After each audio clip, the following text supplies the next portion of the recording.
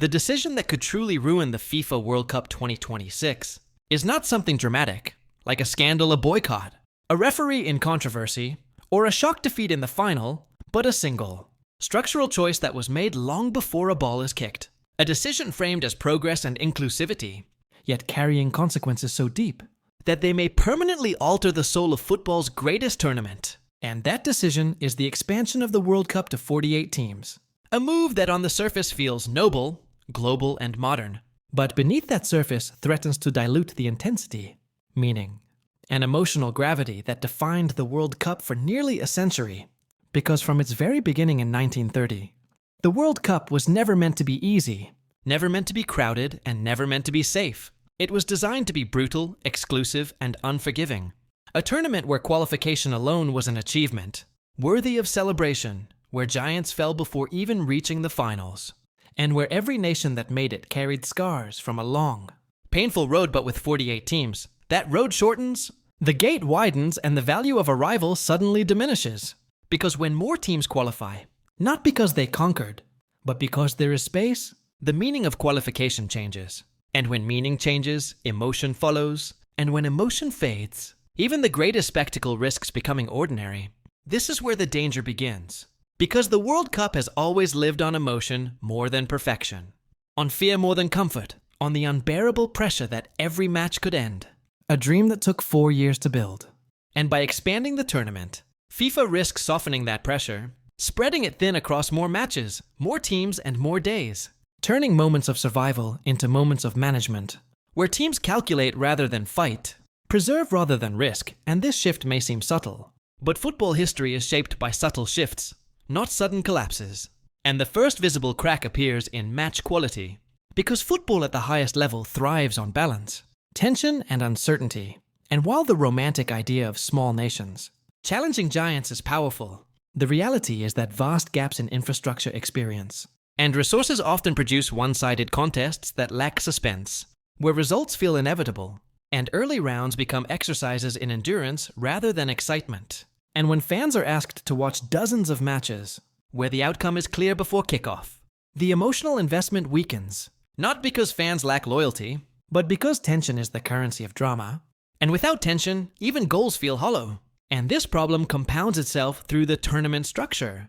Because with new group formats, uneven qualification paths, and complex progression rules, clarity gives way to confusion. And when fans spend more time calculating permutations than feeling anticipation, the format itself becomes the headline overshadowing the football. And this threatens competitive integrity. Because fairness in a World Cup is not just about rules. It is about conditions, rhythm, and balance. And in a tournament spread across 3 massive host countries, with extreme variations in climate altitude, travel distance, and recovery time, the expansion magnifies inequalities, as some teams may face relentless travel and short rest, while others enjoy relative stability, and in a competition decided by fine margins. These differences matter deeply, shaping performance, influencing injuries, and deciding moments that define legacies. And when fans begin to question whether a champion benefited from structure rather than supremacy, the historical weight of victory weakens. Because the World Cup is not just won. It is judged by memory, and memory is unforgiving when doubt lingers. And then there is the issue of player fatigue. Crisis already haunting modern football, because elite players arrive at international tournaments, carrying the physical and mental toll of congested club calendars, year-round competitions, and relentless travel. And adding more World Cup matches does not elevate performance. It erodes it, turning peak athletes into survivors, forcing managers to rotate lineups, reduce intensity, and manage minutes.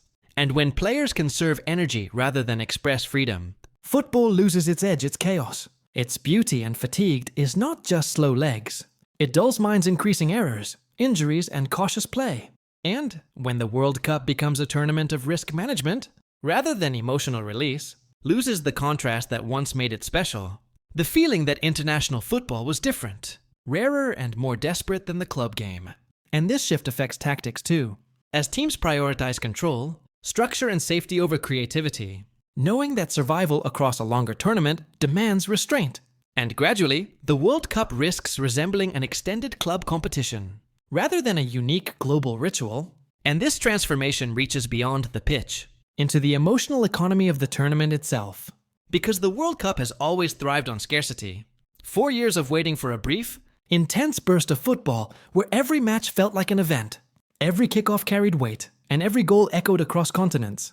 But expansion replaces scarcity with abundance. And abundance dulls urgency. Because when fans know there are countless matches tomorrow, today feels less final, less urgent, and less unforgettable. And iconic moments struggle to stand out in a sea of content.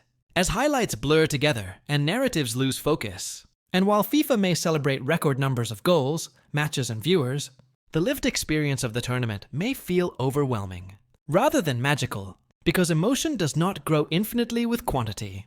It thrives on anticipation and consequence, and this delusion extends backward into qualification itself. Because qualifying for the World Cup was once a defining, national moment cities erupted, generations celebrated, and players became heroes simply for earning a ticket. But when qualification expands, expectation replaces achievement, and the journey loses its mythic status, flattening the emotional arc that once stretched from qualification to finals. And beneath all of this lies an uncomfortable truth that cannot be ignored. That the expansion is driven not purely by footballing ideals, but by commercial logic by markets, broadcast window sponsorship, exposure, and global reach. And while growth and inclusion are valuable, the World Cup has always existed above ordinary commercial logic, protected by restraint, by the idea that some things should remain rare. And when decisions prioritize scale over soul, revenue over rhythm, the danger is not immediate collapse, but gradual erosion, a slow transformation, where fans cannot pinpoint the exact moment the World Cup changed. Only that it feels different, heavier, louder, less intimate. And this is the most dangerous outcome of all. Because the World Cup does not die in scandal or failure.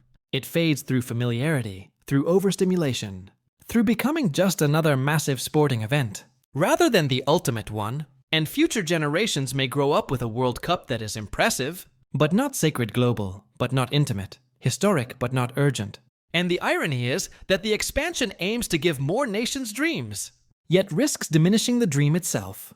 Because dreams are powerful precisely because they are hard to reach. And when the summit becomes crowded, the view changes. And as 2026 approaches with its promise of record-breaking attendance,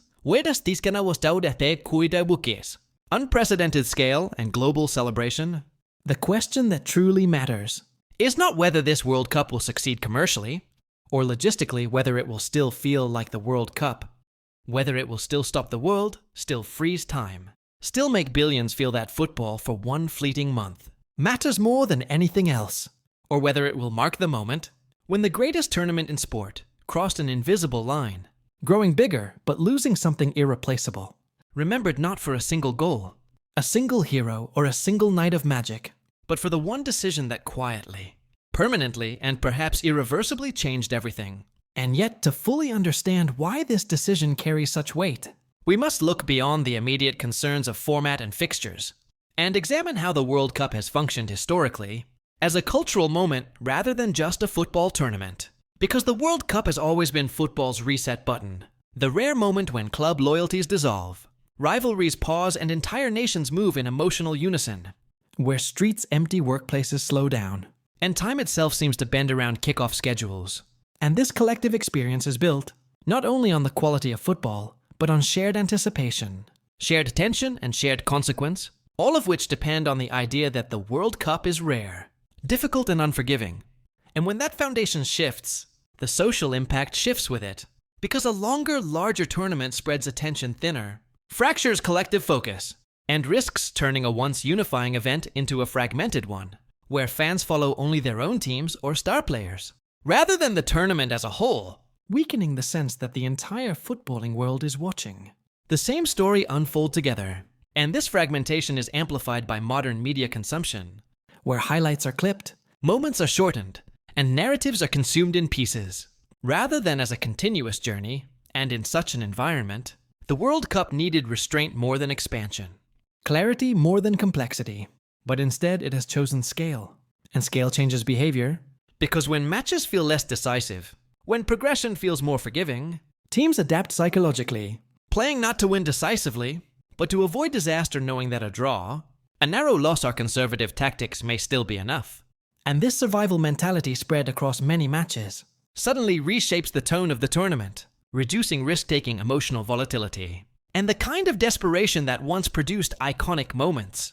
Last-minute goals, heroic collapses, and impossible comebacks. And while these moments will still exist, they risk becoming exceptions, rather than the defining rhythm of the competition.